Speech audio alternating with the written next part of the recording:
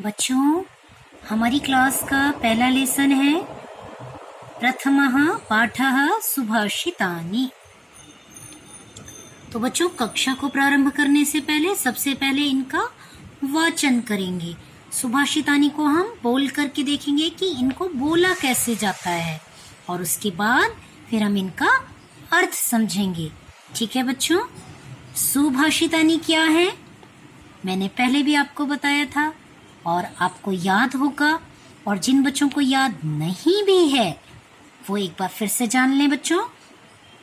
सुभाषितानि, सु माने अच्छा, भाषितानि माने कहा गया है, अर्थात जिसमें अच्छी अच्छी बातें कही गई हैं, अर्थात जिसमें नीति की, वैल्यूज की बहुत सारी शिक्षाएं दी गई हैं, उसको हम क्या कहते हैं? सुभाषितानि। ठीक है? पहला श्लोक है, पृथिव्यां त्रीणि रत्नानि जलमन्नं सुभाषितं मूढैः पाषाणखण्डेषु रत्नसंज्ञा विधीयते। आप भी बोल करके प्रैक्टिस करेंगे। सत्येन धार्यते पृथिवी, सत्येन तपते रविः, सत्येन वाति वायुश्च, सर्वं सत्ये प्रतिष्ठितम्। दाने तपसि शौर्ये च, विज्ञाने विनये नये, विस्मयो नहि कर्तव्यो बहुरत्ना वसुन्धरा। सद्भिरेव सहासीत, सद्भिः कुर्वीत संगतिम्, सद्भिर्विवादमैत्रीं च, नासद्भिः किञ्चिदाचरेत्।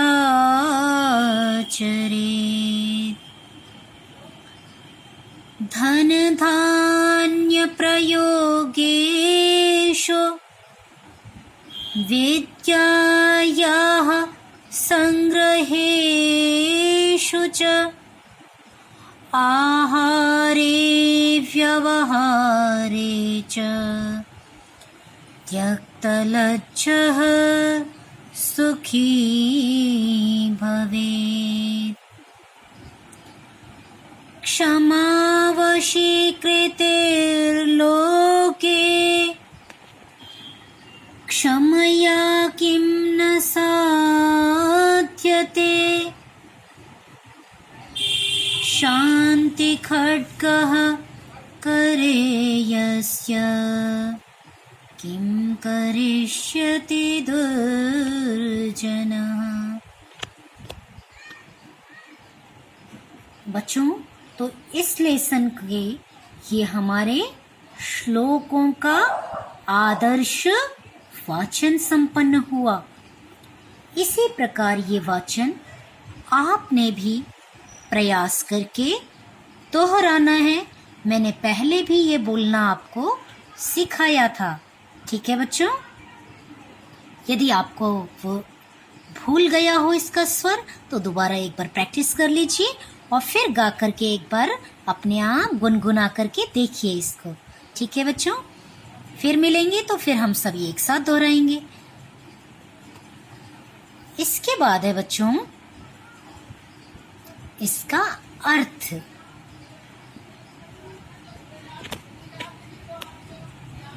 पृथिव्यां त्रीणि रत्नानि। जलम अन्नम सुभाषितम। क्या कहा पहली लाइन में? पृथ्वी में, पृथिव्याम सप्तमी विभक्ति, तो पृथ्वी में कारक चिन्ह मैंने आपको कराए थे, याद होगा।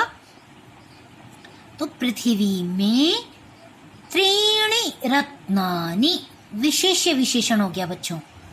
रत्नानि कति, कितने रत्न हैं? त्रीणि रत्नानि, 3 रत्न हैं। पृथ्वी में 3 रत्न हैं।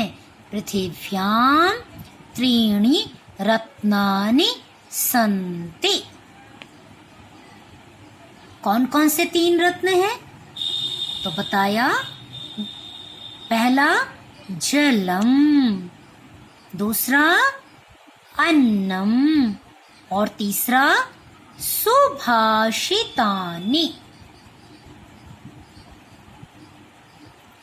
अर्थात सुभाषितम।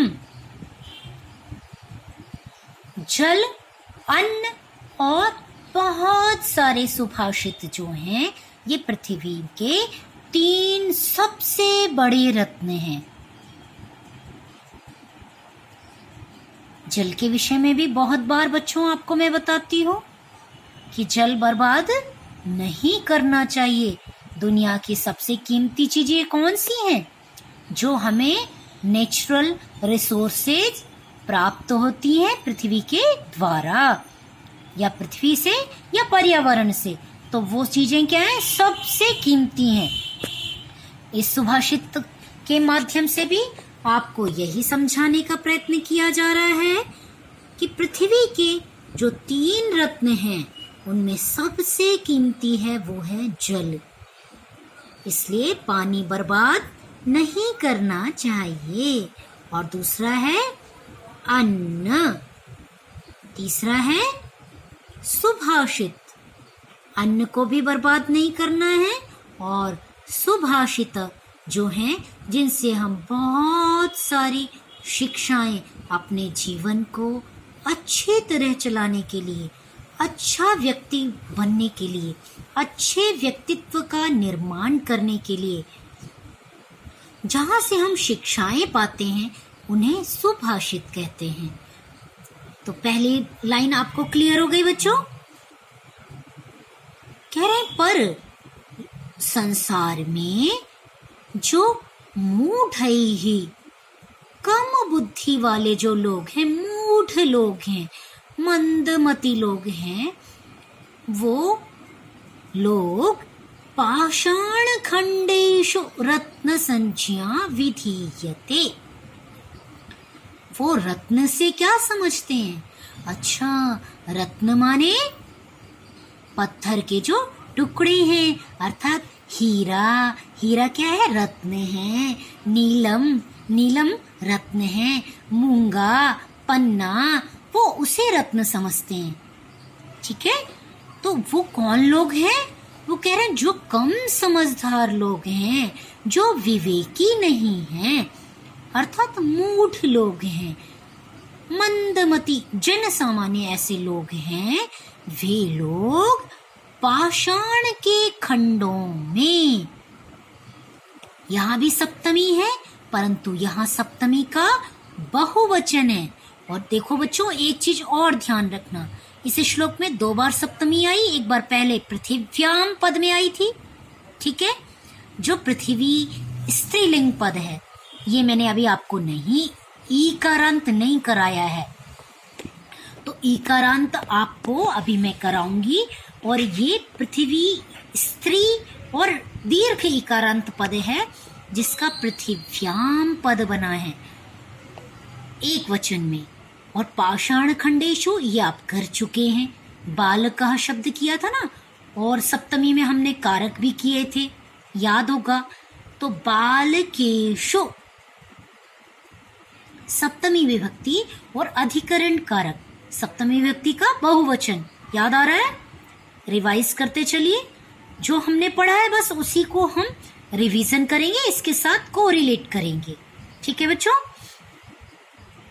पाषाण खंडेशु बालके बालकयोः बालकेषु पाषाणखण्डेषु पाषाणखण्डे पाषाणखण्डयोः पाषाणखण्डेषु।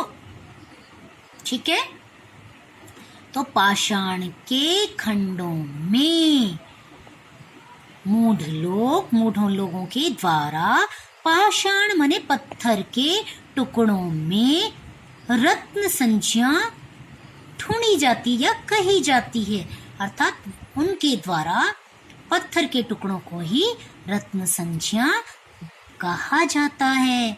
ठीक है, पहला श्लोक आपको क्लियर हो गया। दूसरा है सत्येन धार्यते पृथ्वी। सत्येन कहाँ बना बच्चों? तृतीया का एक वचन। सत्येन धार्यते, तृतीया का कौन सा कारक था? करण कारक। क्या अर्थ हम करते थे उसका? से के द्वारा। तो क्या अर्थ हो जाएगा इसका? सत्य के द्वारा। पृथ्वी धार्यते, सत्य के द्वारा पृथ्वी को धारण किया जाता है। आ गया समझ में? मैंने अन्वय कर दिया, धार्यते को आप बाद में कर लेना क्योंकि ये क्रियापद है, पृथ्वी को पहले कर लो। तो सत्येन पृथ्वी धार्यते, सत्य के द्वारा पृथ्वी धारण की जाती है। अब आप कहेंगे सत्य कैसे पृथ्वी को धारण कर रहा है? आपका प्रश्न होगा ना, मैडम ये बताइए। अभी आप बीच में टोकते हैं ना मुझे और पूछते हैं बताइए मैडम ये कैसे होगा, तो मैं आपकी शंका का समाधान पहले ही कर देती हूँ कि सत्य कैसे पृथ्वी को धारण करता है।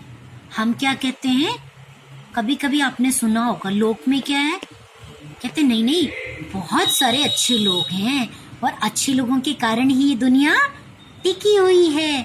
तो बच्चों वैसे ही जो सत्यवक्ता लोग हैं, सत्यवादी लोग हैं, जो दयाशील हैं, करुणाशील हैं, जो सत्य व्यवहार करते हैं, लोगों के साथ ईमानदारी का बर्ताव करते हैं, उनके कारण ही ये पृथ्वी चलायमान है।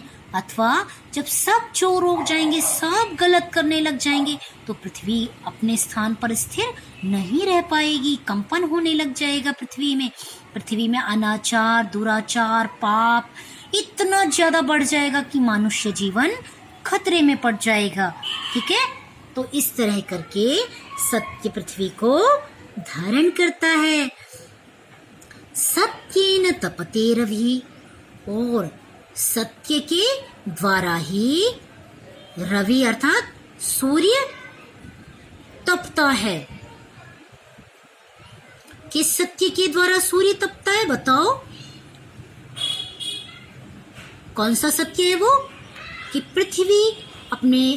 पृथ्वी है या जितने भी नक्षत्र ग्रह इत्यादि हैं वो सभी अपने अपने आकर्षण शक्ति से बंधे हुए हैं। ये सबसे बड़ा सत्य है। यदि उनमें अनुशासन ना हो, नियम ना हो, तो सभी अपने स्थान से विचलन कर सकते हैं। तो विचलन ना करें, इसका क्या है? वहां पर अनुशासन है, सत्य का वो पालन कर रहे हैं। सत्येन तपते रविः, सत्येन वाति वायुश्च। इसके बाद क्या है? सत्य के द्वारा ही वायु वाति, वायुश्च दो पद हैं बच्चों, वायुश्च वायुः च। ठीक है, ये संधि है, ये मैं आपको बाद में बताऊंगी। वायुश्च, सत्य के द्वारा ही वायु, और च माने और सत्य के द्वारा ही वायु नियम आधारित बहती है, कभी भी नियम को छोड़ करके नहीं बहती। आप भूगोल में पढ़ते हैं ना कि अभी पूर्वी हवाएं बह रही हैं, अभी पछुआ हवाएं बह रही हैं, पढ़ा है ना? तो ये सभी क्या है, निर्धारित है। कैसे जलधाराएं बहती हैं, बदलती हैं, उनके कारण हवाएं भी अपना रुख बदल लेती हैं। ठीक है, तो सभी कुछ क्या है, सत्य अर्थात नियम में निर्धारित है। कहने का तात्पर्य है सर्वम सत्ये प्रतिष्ठितम। परमात्मा की बनाई हुई ये जो सुंदर सृष्टि है, इसमें सब कुछ सत्ये, कौन सी विभक्ति हो गई, सप्तमी विभक्ति। तो सब कुछ सत्य में प्रतिष्ठितम, प्रतिष्ठित है, विद्यमान है।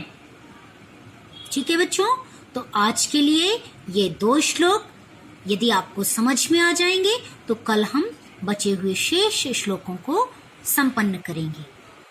धन्यवाद।